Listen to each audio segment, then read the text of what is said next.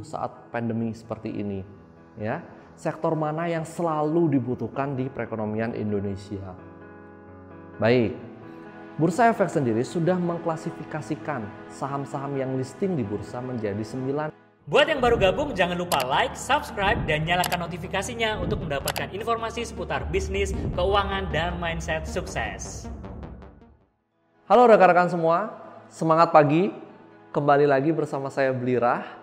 Pada video kali ini, saya akan menjelaskan analisis fundamental selanjutnya, yaitu analisis fundamental berdasarkan sektor dan industri. Pada video sebelumnya, kita sudah menjelaskan bagaimana analisis fundamental secara makro, ya. Tapi kali ini analisis fundamental sektor ini tidak kalah pentingnya untuk kita sebagai investor. Bagaimana cara mengetahui ya sektor mana yang sekiranya konstan dan bahkan bertumbuh saat pandemi seperti ini, ya. Sektor mana yang selalu dibutuhkan di perekonomian Indonesia. Baik, Bursa Efek sendiri sudah mengklasifikasikan saham-saham yang listing di bursa menjadi 9 jenis sektor.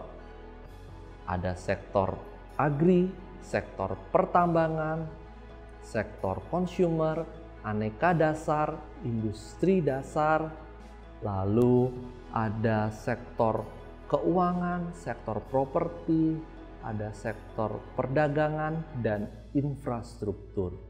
Ya, jadi ada 9 jenis sektor yang mana ke-9 jenis sektor tersebut memiliki sub-sub sektor lainnya. Yang pertama, sektor agri memiliki subsektor tanaman pangan, perkebunan, peternakan, perikanan, kehutanan, dan lainnya. Lalu, sektor pertambangan memiliki subsektor batu bara, minyak dan gas bumi, logam dan mineral lainnya.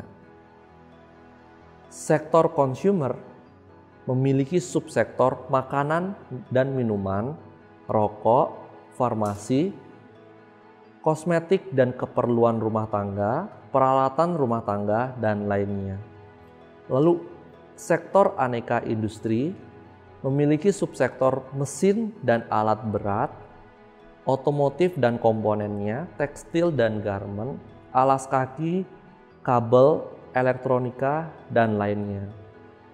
Sektor industri dasar dan kimia memiliki subsektor semen, keramik, porselin dan kaca, logam dan sejenisnya, kimia, plastik dan kemasan, pakan ternak, kayu dan pengolahannya, pulp dan kertas, dan lainnya. Lalu, sektor keuangan memiliki subsektor bank, lembaga pembiayaan, perusahaan efek, asuransi, reksadana, dan lainnya. Sektor properti dan real estate memiliki subsektor properti dan real estate, konstruksi, bangunan, dan lainnya. Sektor infrastruktur, utilitas, dan transportasi memiliki subsektor jalan tol, pelabuhan, bandara, dan sejenisnya, telekomunikasi, konstruksi non-bangunan, dan lainnya. Lalu yang terakhir, sektor perdagangan, jasa, dan investasi memiliki subsektor perdagangan besar, perdagangan eceran, restoran, hotel dan pariwisata, periklanan, percetakan dan media, kesehatan, jasa komputer dan perangkatnya, perusahaan investasi, dan lainnya. Baik, jadi itu rekan-rekan semua, setiap sektor tersebut memiliki subsektor. Sehingga kita harus lebih aware ketika kita berinvestasi saham, jangan sampai salah mensandingkan perusahaan satu dengan lainnya. Ya. Contohnya ketika kita mensandingkan perusahaan sebut saja namanya Agung Podomoro, kita sandingkan dengan Wijaya Karya, itu tidak sama. Walaupun sama pada sektornya, yaitu sektor properti, tetapi beda pada pada subsektornya. Agung Podomoro sendiri masuk ke dalam subsektor properti dan real estate, sedangkan Wijaya Karya masuk dalam subsektor konstruksi, ya, sehingga itu tidak imbang, tidak apple to apple jika ingin dibandingkan. Itu salah satu cara yang salah jika kita menggunakan analisis fundamental. Oleh karena itu penting sekali untuk kita mengetahui sektornya. Selanjutnya ada industri-industri tersebut atau sektor-sektor tersebut, kita harus mengetahui sekiranya berita apa yang sangat mempengaruhi sektor tersebut. Kita harus mengetahui trigger-triggernya apa.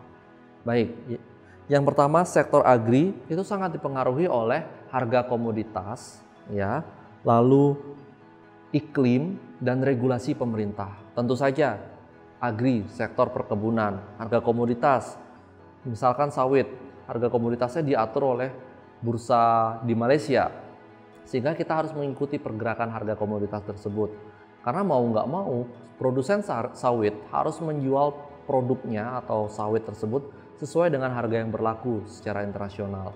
Lalu iklim sangat mempengaruhi perusahaan perkebunan. Ya, kemarin contohnya sedang El Nino. Untuk produsen sawit sedikit kesulitan karena kesulitan dalam memproduksi sawit itu sendiri. Ya, El Nino itu musim panas yang terlalu lama seperti itu ya. Lalu regulasi pemerintah, contohnya misalkan kebijakan pemerintah mengenai aturan regulasi ya, lalu kemudahan dalam berindustri di sektor agri sangat mempengaruhi. Lalu yang kedua, pertambangan itu tentu saja juga masih dipengaruhi oleh harga komoditas ya, contohnya batu bara itu ada acuannya Newcastle, Rotterdam ya, sehingga kita harus mengikuti harga komoditas tersebut. Lalu permintaan yang saya maksudkan adalah permintaan dari perusahaan atau negara, yang mana kebanyakan perusahaan di Indonesia, batu bara di Indonesia melakukan ekspor batu baranya ke luar negeri. Salah satu tujuan utama adalah Tiongkok. Saat ini terjadi pandemi, tentu saja permintaan dari Tiongkok tidak setinggi sebelum-sebelumnya. Kita harus mengikuti berita itu, karena itu sangat berpengaruh ke sektor pertambangan. Dan tentu saja regulasi, kembali lagi ya.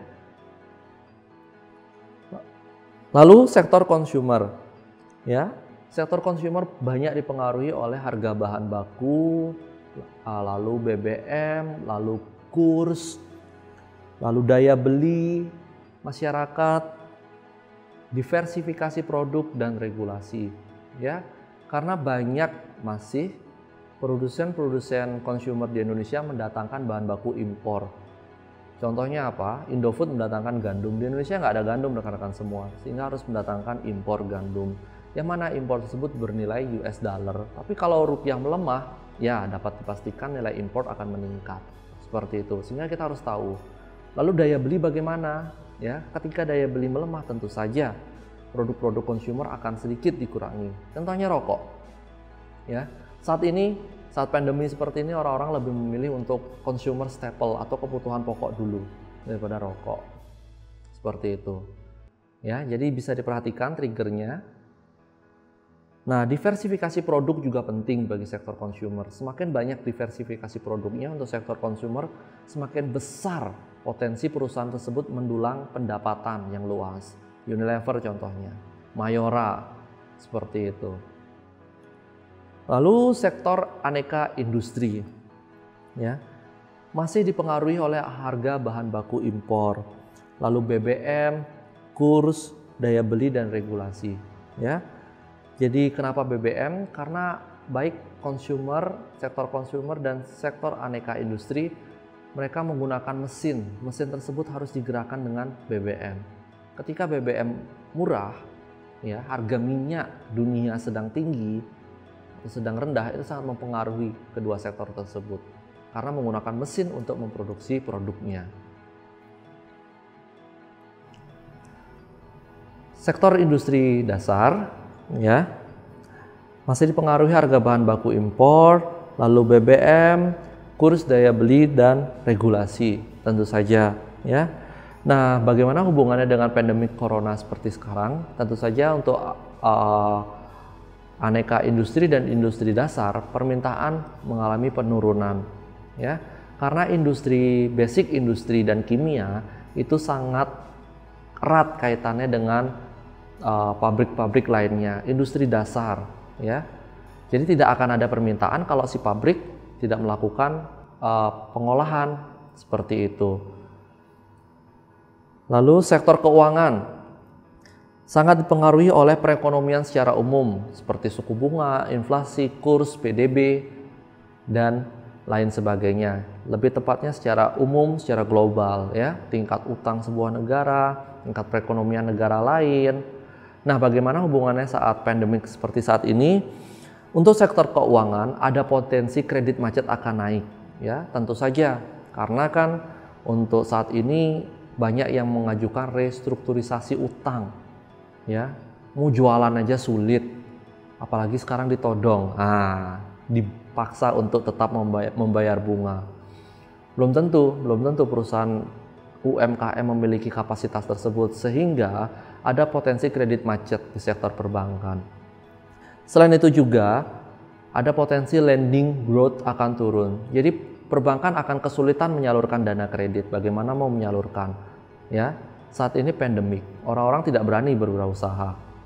Oleh karena itu sangat diperhatikan untuk perbankan saat ini sedang jelek ya, tetapi jelek bukan berarti harus kita lupakan dan harus kita hindari. Tetap harus kita perhatikan.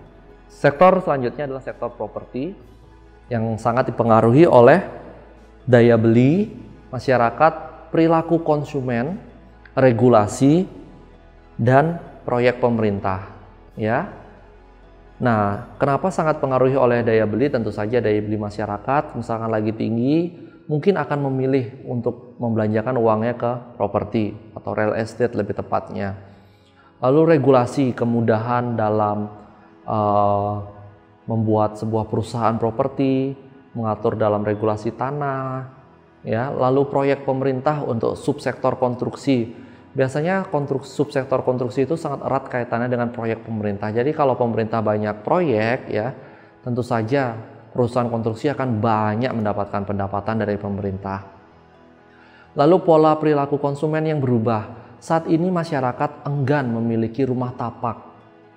Karena kenapa? Karena kebanyakan masyarakat sekarang lebih senang menghabiskan uangnya untuk travel, get new experience daripada untuk membeli rumah. Selain itu juga banyak masyarakat sekarang yang lebih memilih menabung uangnya ke aset yang lebih liquid. Sedangkan properti itu kurang terlalu liquid ya rekan-rekan semua. Seperti itu. Jadi ada pola-pola perubahan perilaku konsumen. Lalu saat pandemik ini tentu saja permintaan properti sedang turun ya. Karena masyarakat lebih mementingkan menyimpan uang untuk di keep ya di saat ketidakpastian seperti ini daripada spending ke properti. Ataupun kalaupun lebih ingin investasi, lebih memilih ke sektor yang lebih liquid, aset investasi yang lebih liquid, contohnya saham, deposito, ya, seperti itu. Lalu sektor infrastruktur sangat dipengaruhi oleh perkembangan teknologi, daya beli, dan regulasi. Kenapa perkembangan teknologi? Infrastruktur di sini adalah infrastruktur yang lebih ke telekomunikasi. Jadi perusahaan telekomunikasi banyak perubahan teknologi. Contohnya kemarin 4G, ada 4.5G, lalu 5G. Pertanyaannya, apakah perusahaan telekomunikasi memiliki modal yang cukup untuk mengikuti perkembangan teknologi tersebut yang sangat cepat? Ya, itu perlu kita perhatikan. Lalu pada saat pandemik ini sektor telekomunikasi sedang sangat mendapatkan untung. Kenapa? Karena traffic data yang meningkat akibat dari work from home atau school from home. Jadi traffic data sedang ramai. Jadi kita bisa ambil potensi pada sektor telekomunikasi. Lalu yang terakhir sektor perdagangan, lebih tepatnya itu ada jasa, investasi, lalu hotel, pariwisata. Ya, ini sangat dipengaruhi oleh daya beli dan regulasi. Ya, seperti sekarang ini pandemik, tentu saja tidak ada yang menggunakan hotel atau sangat jarang. Tamu-tamu di Bali pada khususnya sedang sepi. Tingkat okupansi hotel, villa, restoran sedang turun. Sehingga untuk saat ini sektor perdagangan lebih spesifik ke hotel, restoran, dan pariwisata sedang tidak bagus. Ya, jadi kita harus mengetahui rekan-rekan semua. Sekiranya dari ke-9 sektor ini triggernya apa? Ya, faktor apa yang mempengaruhi? Lalu disandingkan dengan saat ini.